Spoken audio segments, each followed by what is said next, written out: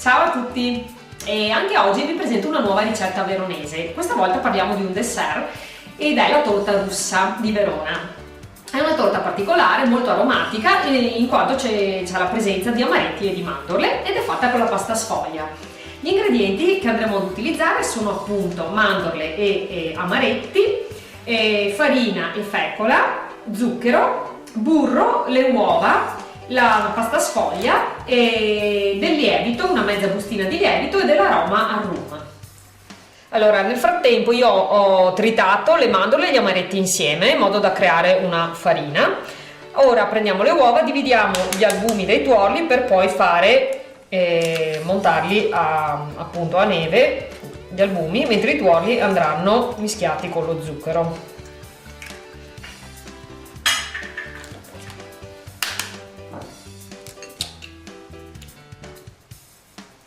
Mescoliamo un po' di zucchero ai tuorli, non completamente tutto lo zucchero, ma intanto una parte.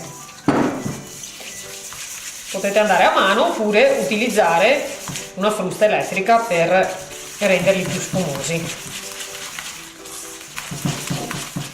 Allora continuo aggiungendo il resto dello zucchero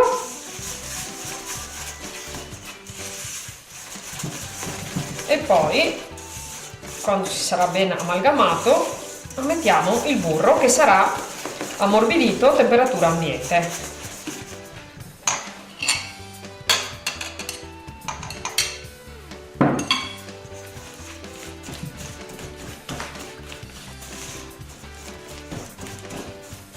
A questo punto aggiungiamo la fecola e la farina mescolate insieme.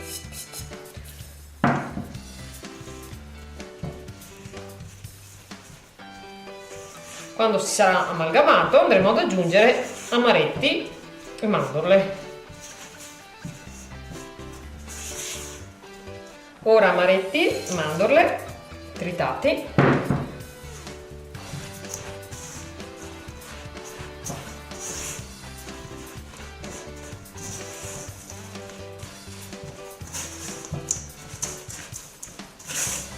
Un goccino di sale.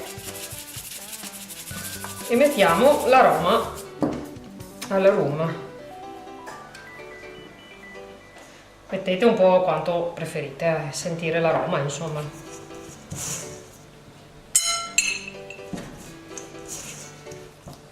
Ora aggiungo una mezza bustina di lievito, perché poi non è una torta che deve lievitare più di tanto, essendo sulla pasta sfoglia. È un po' densa, ma poi andrà ad ammorbidirsi con l'aggiunta dei tuorli, anzi scusate, degli albumi montati a neve. Ora che siamo alla fine, dopo il lievito aggiungiamo gli albumi montati a neve e li mescoliamo in modo molto delicato dall'alto verso il basso, se no si smontano. Ho steso la pasta sfoglia con la sua carta da forno nella teglia, vado a bucherellare il fondo e vado a mettere il nostro ripieno.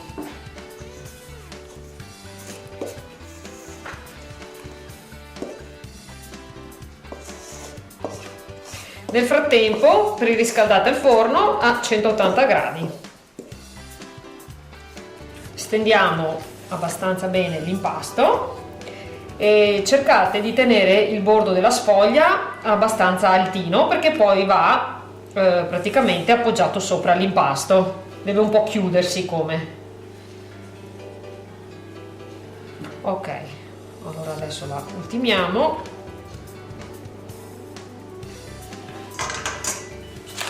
e andiamo appunto ad appoggiare il bordo in questa maniera.